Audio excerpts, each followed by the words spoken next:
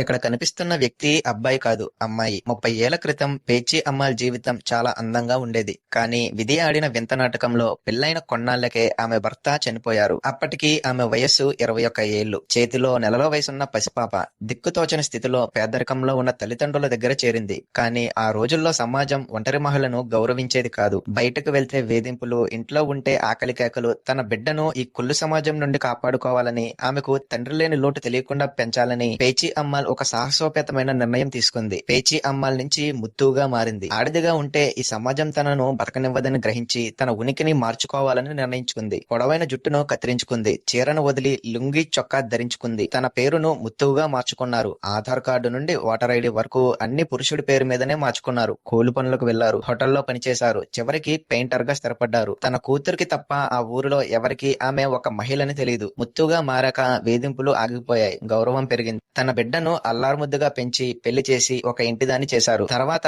ఈ కథంతా విన్న గ్రామస్తులు అందరూ షాక్ కి గురయ్యారు.